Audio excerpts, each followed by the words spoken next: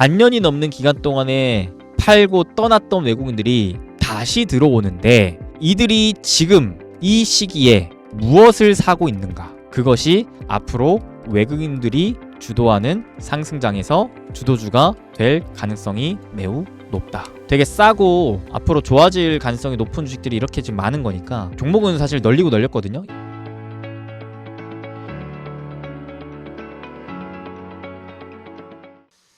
반갑습니다. 우리 여러분들과 함께 행복한 부자 여정을 나아가고 있는 여러분들의 행복 파트너 부자TV 수빈쌤입니다. 자, 오늘도 매주 수요일 오후 8시에 진행하는 매수 라이브 시간 여러분들과 함께하고 있는데요. 오늘은 특별히 제가 또 하반기를 앞두고 있는 만큼 하반기에 요거 하나만큼은 꼭 알고 투자했으면 좋겠다. 특히나 굉장히 중요한 돈의 흐름에 있어서 한국 주식에 또다시 새로운 기회가 다가오고 있다라는 이야기를 좀 드려볼까 합니다. 그래서 제가 왜 하반기에 또다시 한국 주식의 기회가 찾아왔다라고 생각하는지, 그리고 그 가운데에서 유망하게 보고 있는 주식들은 또 어떤 주식들이 있는지, 그 가운데 새로운 기회는 또 어떤 기회가 있는지 같이 한번 공부해 보도록 하겠습니다. 일단 오늘 메인으로 같이 살펴볼 리포트는 하나증권에서 발간해준 국내 선진국 전략 중에 돈은 어디로 흘러들어갈까요? 라는 리포트입니다. 참고로 저는요, 여러분들 사실 주식뿐만 아니라 모든 투자에 있어서 가장 중요하게 생각하는 기준이 돈의 흐름이에요.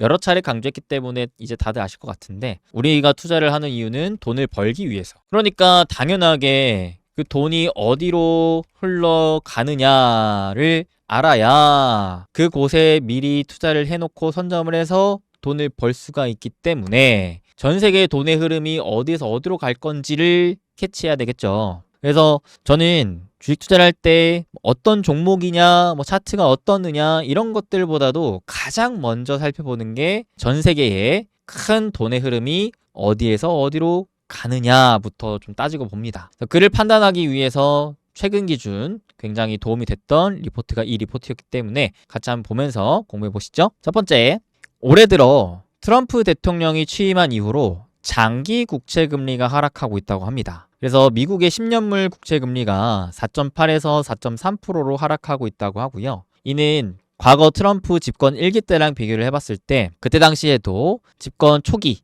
1, 2년차 때 금리가 하락했었다라는 것과 비교를 해보면 방향이 비슷하게 가고 있고, 이 흐름은 좀 더 강하게 금리의 인하 쪽으로 가고 있다라는 것을 알 수가 있어요. 최근에 또 유의미한 돈의 흐름 중에 하나가 달러 가치 하락인데, 달러 인덱스가 최근 기준 2025년 여기 회색 표시인데 급격히 떨어지고 있죠. 근데 이 흐름은 마찬가지 과거 트럼프의 집권 1기 때 1, 2년차 때와 비슷하게 달러 약세 흐름이 나오고 있다. 그래서 이 리포트에서 가장 핵심으로 이야기하고 있는 돈의 흐름은 크게 두 가지예요. 첫 번째, 금리가 떨어지고 있다. 두 번째, 달러의 약세가 나오고 있다. 실제로 최근에 여러분들 원달러 환율의 데이터를 보시면 불과 저번 달만 하더라도 1,450원, 70원 뚫으면서 야, 이거 1,500원 뚫는 거 아니야? 진짜 막 IMF 오는 거 아니야? 이런 식의 얘기까지 나왔다가 어느새 1,370원대까지 떨어지면서 환율이 단기간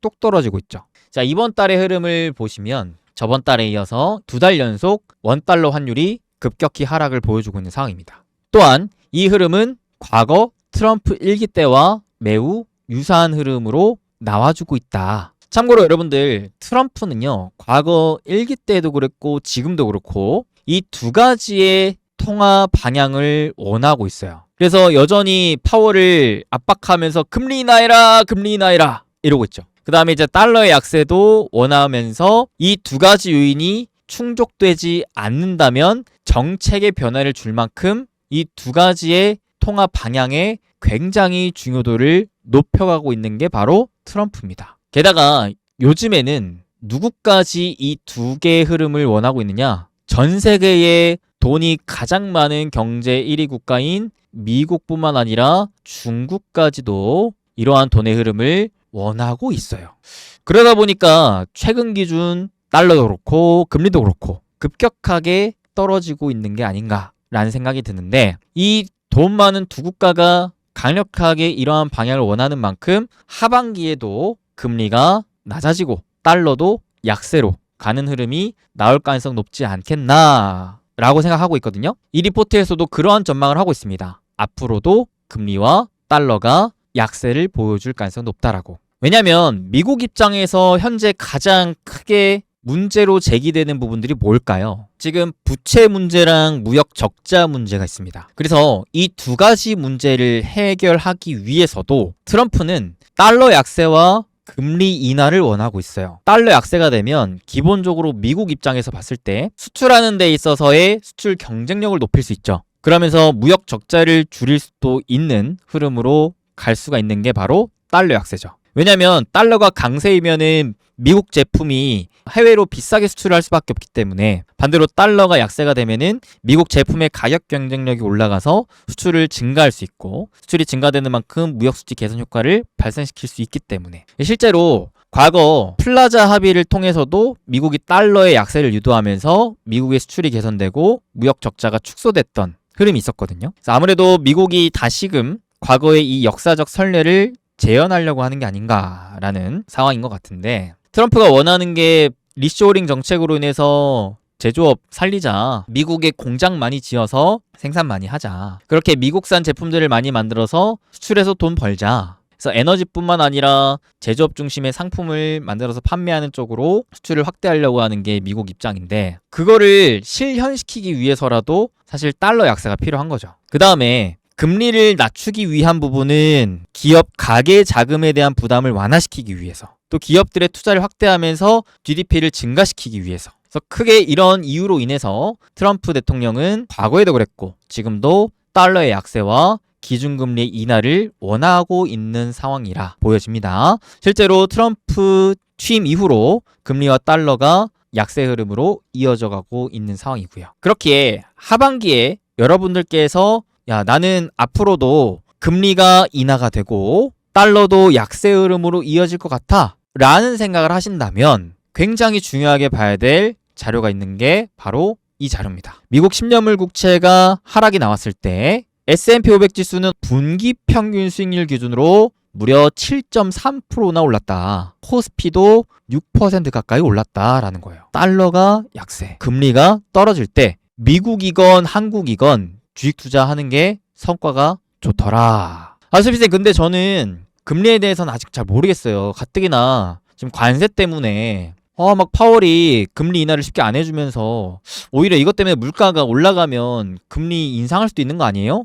미국의 또 경기가 너무 좀 불안해서 이로 인해 국채금리가 상승할 것 같은 불안감이 있어요. 그렇더라도 달러의 약세 흐름을 여러분들이 기대를 하신다면 미국의 10년물 국채금리가 상승해도 미국 증시의 상승, 한국 증시 상승을 충분히 기대할 수 있다. 심지어 한국 증시는 오히려 그럴 때 더 강했다. 즉 공통적으로 우리가 주목해야 하는 돈의 흐름은 달러의 약세 흐름, 이 흐름이 나왔을 때야말로 주식 투자를 해야 된다라는 걸 체크할 필요가 있다는 거죠. 이 흐름이 이미 지금 나오고 있고 하반기에도 이어질 가능성이 높다라고 봤을 때 주식 투자한다라는 거죠. 여기서 또 하나 우리가 유의미하게 봐야 될 게 최근 기준으로 여러분들 한국 주식 중에 또 코스피 시장을 외국인들이 무려 9개월 연속적으로 계속 팔기만 했거든요. 너무하지 않아요?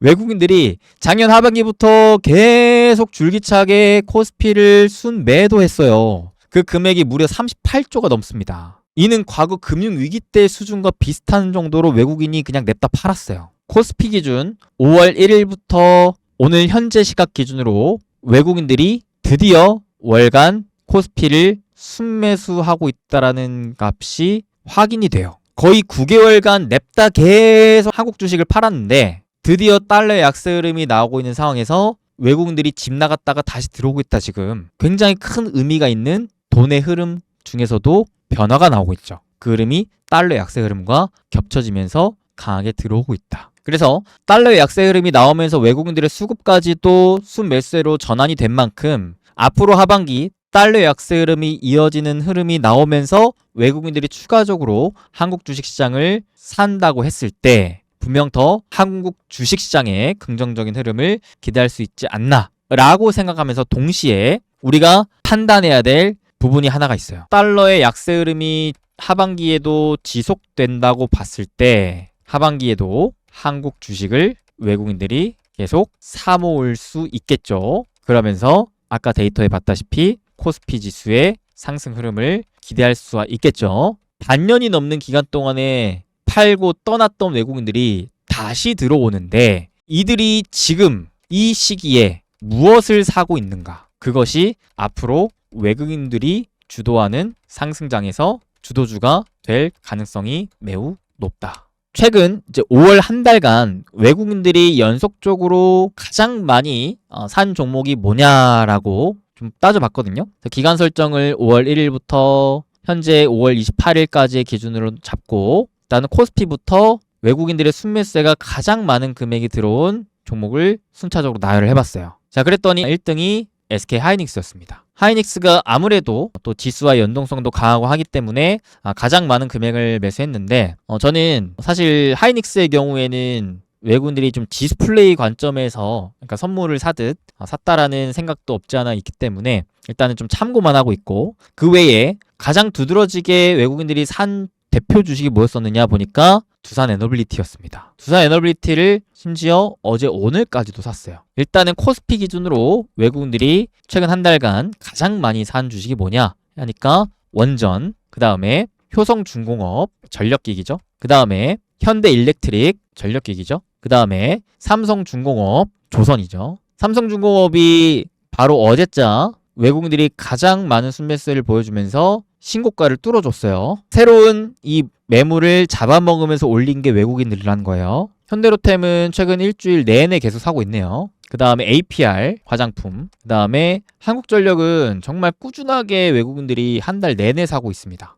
그 다음에 현대미포, 조선, LIG-넥스원, 방산, 삼양식품, 현대건설, HD 현대중공업까지. 그래서 보니까 가장 많은 거는 이제 조선, 방산, 원전, 그 다음에 뭐 전력기기. 그래서 순위로 따져보면은 가장 많은 종목이 겹쳐 있는 게 조선 1등이고, 그 다음 방산, 원전 공통적이고, 그 다음에 전력기기까지 이렇게 보여지고 있습니다. 그 다음에 코스닥을 한번 볼까요? 코스닥의 최근 한 달간 외국인들이 가장 많이 산 주식이 뭐냐? 1등이 압도적으로 SM이에요. SM이 오늘 외국인들이 엄청 많이 샀네요. 2등이 로보티즈, 로봇이었어요. 그 다음에 3등이 BHI, 원전이죠. 4등이 JYP 엔터, 그 다음이 동성화인텍, 조선, 그 다음에 실리콘2, 화장품, 파마리서치, 의료기기, 미용기기, ABL바이오, 제약바이오, 그 다음에 에코프로비엠, 자전지, 디어유, 엔터, D&D 파마텍, 제약바이오. 보니까 가장 많은 게 엔터였어요. 그 다음에 제약바이오,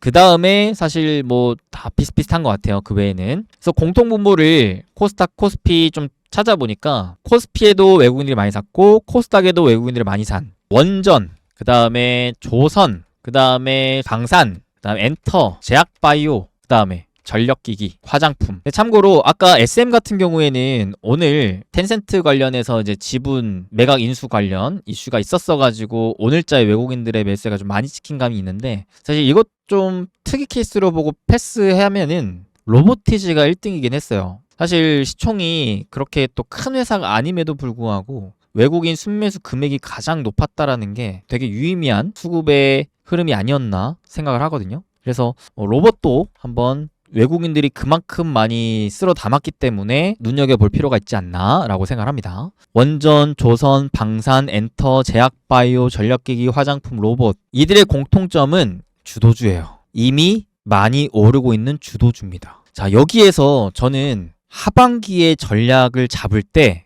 굉장히 중요한 투자 포인트가 잡혔어요. 단순히 많이 올랐다고 비싸 보인다고 안 사는 게 아니라 그럼에도 불구하고 주도주를 사고 있어요. 저 또한 하반기 투자 아이디어를 좀 생각해 볼 때 내가 상반기에는 이 종목들을, 이 주식들을 다행히 잘 찾고 발굴해서 잡아서 수익을 키워내고 있었는데 하반기에는 새로운 주식으로 갈아타야 되나? 이런 고민을 좀 해봤거든요. 근데 웬걸? 그 돈 많은 외국인들이 돈다발 싸들고 지금 냉큼 쓸어 담고 있는 주식을 보니까 저기 바닥주가 아니라 비쌈에도 주도주였어요. 그러니까 안심이 되더라고요.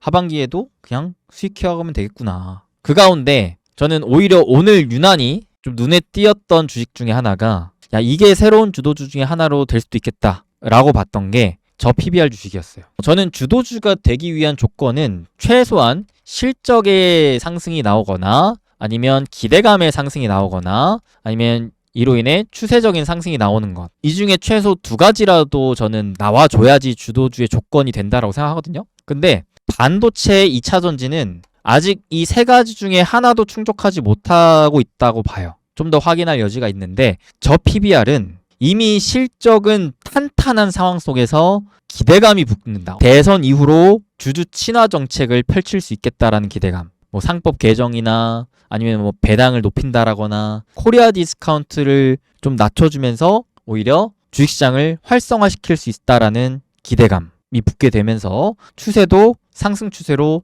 전환되는 움직임들이 여러 나오고 있다. 그래서 오늘 대표적으로 지주사가 올랐어요. 가령 SK도 오늘 외국인 수급과 함께 강한 상승 흐름을 보여줬고 코롱을 보시면 확실히 추세가 살아있죠. 그 다음에 하나 역시 마찬가지 외국인 수급과 함께 추세적인 상승 흐름 이어지면서 오늘도 강세 흐름을 보여줬고요. 두산도 마찬가지고 그 다음에 HD 현대도 지금 보시게 되면은 대부분의 지주사들이 외국인 수급과 함께 추세적인 상승 흐름을 만들어주면서 오늘 한 차례 강한 흐름을 보여줬습니다. 반도체 2차전지와 다른 흐름을 보여주고 있는 오늘의 강세 종목이었어요. 시장이 한 차례 전고점의 매물을 소화하면서 올라가는 과정에서 저 PBR이란 주식이 새롭게 강한 상승 흐름으로 등장을 했구나. 이게 대선 이후의 정책적인 기대감과 함께 추세적인 상승 흐름을 보여줬구나. 새로운 주도주로 충분히 공부해볼 만하다. 집중해볼 만하다. 특히나 싼 주식을 좋아하시는 분들이라면 더할 나위 없이 좋죠. 저 PBR 주식. 단순히 근데 싸다고만 사는 게 아니죠. 지금 정책적인 기대감이 어디로 붙는 거냐면 배당을 많이 주거나 아니면은 주주 친화적인 흐름을 보여준다라거나 주주 친화라는 게 배당을 많이 주는 거 내지는 자사주 소각 등 이런 움직임을 보여주거나 아니면 그런 것들을 보여줄 수 있을 만한 현금 유동성이 많거나 이러면서 최소한 탄탄한 실적을 기반으로 한 저 PBR 주식을 주목해 볼 만하다. 실적이 일단은 매년 매 분기 꾸준하게 탄탄해야 돼요. 그래야지 기본적으로 고배당을 지속적으로 할 수 있는 그 조건이 마련되는 겁니다. 그 다음에 실적뿐만 아니라 현금성 자산, 그 다음에 PBR이 1배 이하여야 돼요. PBR이 낮으면 낮을수록 좋긴 한데 이 기준에 따라서 그러면서 뭐가 나와야 되냐면 이제 배당을 많이 줘야 돼요. 배당을 지금 금리 기준으로 봤을 때는 그래도 한 3% 이상은 주면 좋겠다. 네, 이런 주식들 위주로 찾으면은 그렇게 또 많진 않아요. 엄선할 필요가 있는 거죠. 이 3가지 기준에 걸리면서 한 가지 상승 추세로 흐름이 나와주고 있는 이런 주식들 위주로 볼 필요가 있어요. 보니까 지주사 쪽에서는 이 2 종목이 좀 대표적이었고 금융증권이 꽤 많네요. 이쪽으로 좀 공략해볼 만한 것들이 많고 아무래도 이제 금리가 인하가 되는 사이클이랑 같이 탄다면은 증권 쪽도 괜찮거든요. 증권. 그리고 통신도 배당도 많이 주니까 괜찮고 그 다음에 이제 한국가스공사, 골프존 홀딩스 내지 건설 철강도 확실히 지금 눈여겨볼 만한 종목들이 많고 자동차 쪽도 많은데 한 가지 아쉬운 게 이제 업황이랑 추세가 아직은 좀 바닥을 기고 있기 때문에 이 건설 철강 자동차 쪽은 관심만 갖고 있다가 업황 회복되고 상승 추세 전환되면 그때부터 좀 더 집중해도 괜찮을 것 같아요. 지금 사실 되게 싸고 앞으로 좋아질 가능성이 높은 주식들이 이렇게 지금 많은 거니까 종목은 사실 널리고 널렸거든요. 이외에도 되게 또 많을 수도 있어요. 그러니까 한 가지 오늘 좀 말씀드리고 싶은 건 충분히 지금 시장의 색깔이 바뀔 수 있을 만한 지점에서 외국인들은 주도주를 많이 사들고 있고 그 와중에 새로운 주도주의 후보군으로 저는 이제 실적을 기반으로 한 저 PBR 주식을 충분히 주목할 상황인 것 같다. 라고 봤을 때 관심 종목군들을 세팅해놓고 공부해보시면 좋을 것 같다. 하반기 우리가 굉장히 주목해야 하는 돈의 흐름을 바탕으로 하반기 과연 새로운 주도주가 무엇이 될까에 대한 부분 같이 공부해봤습니다. 특히나 이번에 새롭게 주목해볼 만한 주식은 또 여러분들께서 좋아하시는 싼 주식이 또 포함되어 있기 때문에 남들보다 한 발 조금 더 앞서서 빨리빨리 공부해서 미리미리 잡아가셔서 하반기에 훨씬 더 큰 수익 내시는 여러분들 되시길 진심으로 응원드리며 저는 이만 물러가도록 하겠습니다. 매주 수요일날 하는 매수 라이브 시간 다음 주에도 함께 할 테니까 여러분들 또 함께 해주세요. 네, 날씨가 점점 더워지니까 건강 꼭 챙기시면서 하반기에도 행복한 부자 행부 되세요.